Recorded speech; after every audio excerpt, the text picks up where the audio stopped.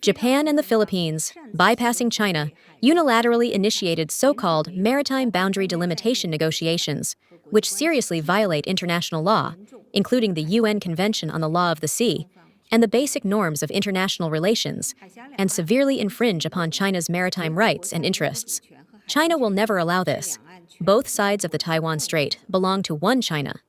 Safeguarding national territorial sovereignty and maritime rights and interests is the common responsibility of all Chinese people on both sides of the strait. The DPP authorities, in pursuit of their own political gains, have not hesitated to betray the overall interests of the Chinese nation, showing utter disregard for their roots and having no bottom line.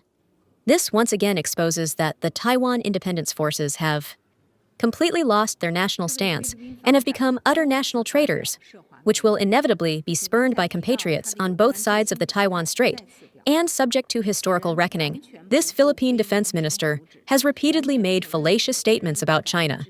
His latest remarks, which you just mentioned, once again demonstrate that he completely disregards the well-being of the Filipino people, has absolutely no sense of gratitude, and only pursues personal gain.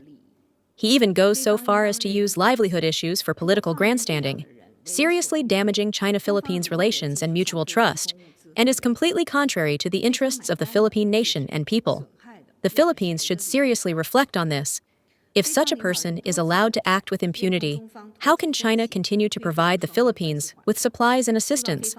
Who ultimately pays the bill? Whose interests are being harmed? Philippine leaders have repeatedly stated their willingness to properly handle differences with China and promote the easing of bilateral relations. We hope the Philippines will be consistent in word and deed, strictly restrain the words and actions of its officials, and not allow a few clowns to repeatedly undermine efforts to stabilize bilateral relations. The issue of Taiwan's external relations should be handled in accordance with the One China principle.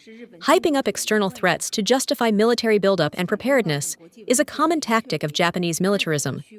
International documents, such as the Potsdam Declaration, clearly stipulate that Japan must completely disarm and cannot maintain industries capable of rearming itself.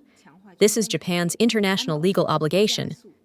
However, Japan's lifting of the ban on the export of lethal weapons, strengthening of its military industry, and accelerated shift in its security policy towards an offensive posture bear a striking resemblance to the pre-World War II militaristic preparations for war. The lessons of appeasement and tolerance of militarism in history are painful. The warning is still fresh.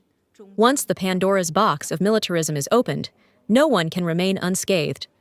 Ultimately, it will breed a tiger that will eventually turn on them.